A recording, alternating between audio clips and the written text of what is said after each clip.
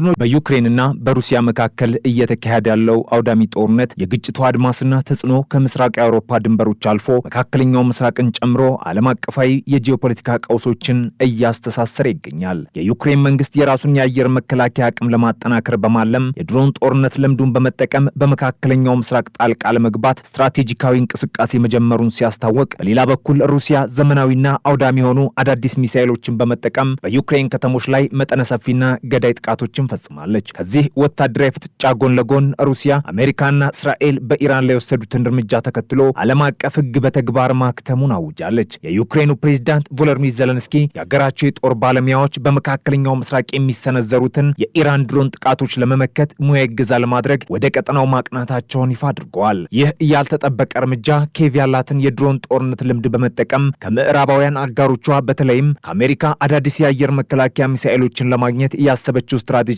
የዲፕሎማሲና የወታደራዊ ልውውጥ አካል መሆኑም ተገልጿል። በመካከለኛው ምስራቅ የተፈጠረው ውጥረትና ጦርነት የዓለምን ወታደራዊ አቅርቦት በተለይም የአሜሪካን ትኩረትና የጦር መሳሪያ ስርጭት ሊያስተጓጉል ይችላል የሚል ስጋት በኬቭ ባለስልጣናት ዘንድ ማደሩን የኬቭ ኢንዲፔንደንት መረጃ ያመላክታል። ፕሬዝዳንት ዜሌንስኪ ዩክሬን አሜሪካና በባህረ ሰላጤ የሚገኙ አጋሮቿን የድሮን ጥቃቶችን በመከላከል ረገድ እንዴት እንደምታግዝ ለቀረበላቸው ጥያቄ ምላሽ ሲሰጡ ባለሙያዎቻችን በሚቀጥለው ሳምንት ስፍራው ላይ በመድረስ ሁኔታውን ይገመግማሉ እንዲሁም አስፈላጊውን እርዳታ ያደርጋሉም ብለው ነበር። አሜሪካና እስራኤል በኢራን ላይ የጋራ ጥቃት ከከፈቱበት ጊዜ አንስቶ ዩክሬን በድሮን ጦርነት ዙሪያ ያላትን የዳበረ የጦር ሜዳ ልምድ አጉልታ በማሳየት ላይ ትገኛለች። ኪየቭ የኢራንን ሻሂድ ሰው አልባ አውሮፕላኖችን ለማክሸፍ የሚያስችሉ ጠላፊ ድሮኖችን ለማቅረብ ፍላጎት እንዳላት የገለጸች ሲሆን በምላሹም እጅግ አስፈላጊ የሆነውን የፓትሪዮት የአየር መከላከያ ስርዓቶችን ለማግኘት ተስፋም አድርጋለች። ዩክሬን ቀድሞውንም ቢሆን በአሜሪካ የሚቀርቡላትና እጅግ ውድ የሆኑት የፓክ-3 ጠላፊ ሚሳኤሎች እጥረት ገጥሟት የነበረ ሲሆን ከኢራን ጋር ያለው ግጭት መራዘም ይህንን አቅርቦት ይበልጥ ሊያስተጓጉለ ይችላል የሚል ከባድ ፍርሃት በባለስልጣናቱ ዘንድ ስለመፈጠሩም ዘገባው አክሏል። ይህ ስትራቴጂካዊ እንቅስቃሴ እየተካሄደ ባለበት በአሁኑ ወቅት በዩክሬን ምድር ላይ ያለው እውነታ እጅግ አሳሳቢ ሆኖም ቀጥሏል። የሩሲያ ኃይሎች በዩክሬን ላይ መጠነ ሰፊ ሚሳኤልና የድሮን ማዕበል አዝንበዋል። በዚህ ከባድ ጥቃት የ12 ሰዎች ሕይወት ሲያልፍ ሕፃናትን ጨምሮ ከደርዘን በላይ የሚሆኑ ንጹሐን ዜጎች ላይ ከባድና ቀላል የመቁሰል አደጋ ደርሶባቸዋል። ፕሬዝዳንት ቮሎዲሚር ዜሌንስኪ እንዳረጋገጡት ሩሲያ በአንድ ሌሊት ብቻ 29 ሚሳኤሎችንና 480 ድሮኖችን በዩክሬን ላይ ያስወነጨፈች ሲሆን ከነዚህ አብዛኞቹ የሀገሪቱን የኃይል ማመንጫ ተቋማት፣ የባቡር መስመሮችና ማዕከላዊ ክልሎችን ኢላማ ያደረጉ ነበርም ተብሏል። በተለይም በሀገሪቱ ሁለተኛዋ ትልቅ ከተማ በሆነችው ካርኪቭ የደረሰው ጉዳት እጅግ አሰቃቂ እንደነበር የሀገሪቱ ባለስልጣናት አስታውቋል። ባለስልጣናቱ አክለውም አንድ የሩሲያ ባለስቲክ ሚሳኤል በመኖሪያ ህንፃ ላይ በቀጥታ በማረፉ 10 ሰዎች ወዲያውኑ ህይወታቸውን አጥተዋል። የካርኪቭ ከተማ ከንቲባ ኢሆር ቴሬኮቭ ስለ አደጋው ሲገልጹ ከትናንት ምሽት ጀምሮ በሩሲያ የባለስቲክ ሚሳኤል ጥቃት የፈረሰው የመኖሪያ ህንፃ ፍርስራሽ በመነሳት ላይ ይገኛል። ከሟቾቹ መካከል 2 እናቶችና 2 ህጻናት ይገኙበታል ነው የተባለው። ፕሬዝዳንት ዜሌንስኪም በማህበራዊ ትስስር ገጻቸው ሩሲያ የዩክሬን መኖሪያ ቤቶችና ወሳኝ መሰረተ ልማቶች ለማውደም የምታደርገውን ሙከራ አላቋረጠችም በማለት የአገሪቱ አጋሮች ወታደራዊ ድጋፋቸውን አጠናክረው እንዲቀጥሉ አስቸኳይ ጥሪ አቅርበዋል ሲል ሮይተርስ ዘግቧል። በካርኪቭ ቢያንስ 10 ሰዎችን የገደለውና 16 ሰዎችን ያቆሰለው ጥቃት የተፈጸመው ኢዝዴሌ 30 በመባል በሚታወቀው አዲስ የሩሲያ ክሩዝ ሚሳኤል መሆኑን የክልሉ ባለስልጣናት አረጋግጠዋል። የዩክሬን ወታደራዊ ሪፖርቶች እንደሚያመለክቱት ሞስኮ ይህንን አዲስ ከአየር የሚወነጨፍ ሚሳኤል መጠቀም የጀመረችው በቅርብ ጊዜ ነው። ኢዝዴሌ 30 እስከ 1500 ኪሎ ሜትር ርቀት የመጓዝ አቅም ያለው ሲሆን የኤሌክትሮኒክስ መቆራረጥን መቋቋም በሚችል እጅግ ዘመናዊ ሳተላይት ዳሰሳ ስርዓት የተገጠመለት መሆኑን ተገልጿል። በዚህ አውዳሚ ሚሳኤል ሰለባ ከሆኑት መካከል በቤታቸው ውስጥ የነበሩ አንዲት የአንደኛ ደረጃ ትምህርት ቤት መምህርትና የሁለተኛ ክፍል ተማሪ ሆነው ልጃቸው እንዲሁም አንዲት የ8ኛ ክፍል ተማሪ ከእናቷ ጋር ይገኙበታል ነው የተባለው። አጠቃላይ ጥቃቱ በሀገሪቱ በሚገኙ ቢያንስ 7 የተለያዩ ቦታዎች ላይ ከፍተኛ ጉዳት ስለማድረሱም ተገልጿል። በሌላ በኩል ሩሲያ በተመሳሳይ ጊዜ ውስጥ ከፍተኛ ቁጥር ያላቸውን የዩክሬን ድሮኖችን ማክሸፏን አስታውቃለች። የሩሲያ መከላከያ ሚኒስቴር ባወጣው ይፋ መግለጫ የሀገሪቱ የአየር መከላከያ ስርዓቶች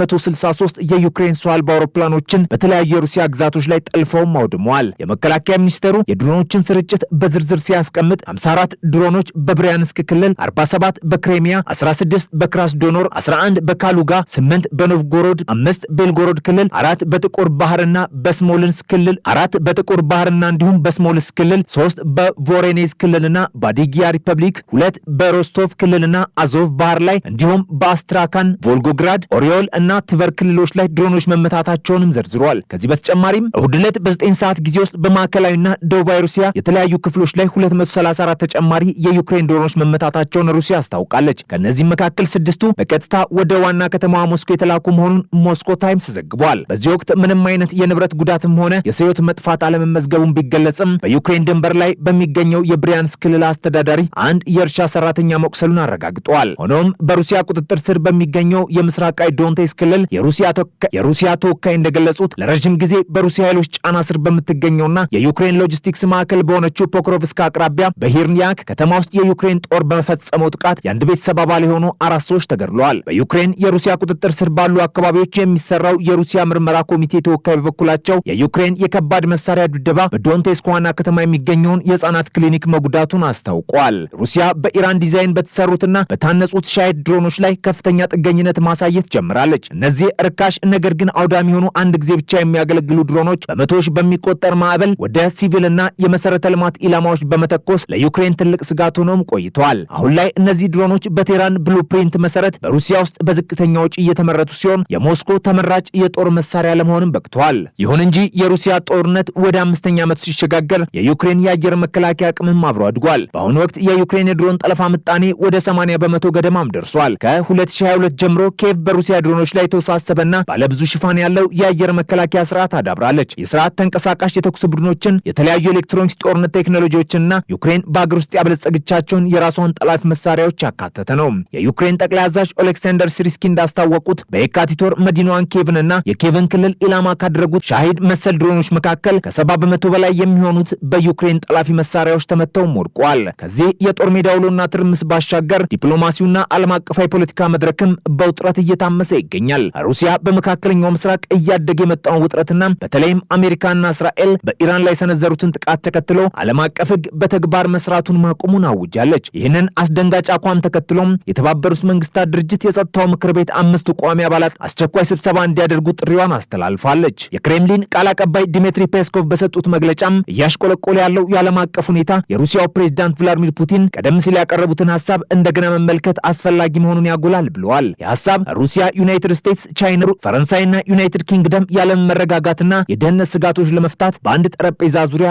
እንዲቀመጡም የሚጠይቅ ነው። ይህ የኒውክሌር ጦር መሳሪያ ባለቤት የሆኑት 5ቱ የጸጥታው ምክር ቤት ሀያላን ሀገራት ስብሰባ ሐሳብም ቀርበዋል። በመንግስት ከሚተዳደረው ሩሲያ ቲቪ ጋር ባደረጉት ቃለ ምልልስ ዲሚትሪ ፔስኮቭ አሁን ያለው ዓለም አቀፋዊ ፖለቲካ አካባቢ የዓለምን የህግ አውድ ስርዓት ውጤት አልባ አድርጎታል ሲሉም ወግተዋል። ቃል አቀባዩ በምሬት እንደገለጹት ዓለም አቀፍ ህግ ብለን የምንጠራውን ነገር ሁላችንም ማተነዋል። ማንም ሰው የዓለም አቀፍ ህግን መርሆችና እሴቶች እንዲከተል እንዴት ሊጠየቅ እንደሚችል እንኳን አይገባኝም ነው ያሉት። ፔስኮቭ ማብራሪያቸውን ሲቀጥሉም ዓለም አቀፍ ህግ በወረቀት ላይ አሁንም ሊኖር ቢችልም በተግባር ግን የለም ብለዋል። ማንም ሰው ዓለም አቀፍ ህግን ተከተል ብለን መናገር አንችልም። የትኛውን ህግን የሚከተሉት ዛሬ ላይ ዓለም አቀፍ ህግ ምን እንደሆነ ማንም ሊተነትን ወይም ሊቀርጽ አይችልም በማለት በአሜሪካና በአጋሮቿ የሚወስዱትን ከህግ ውጭ የሆኑ እርምጃዎችንና የዓለም አቀፍ ተቋማትን አቅመ ቢስነት ክፉኛ ተችተዋል።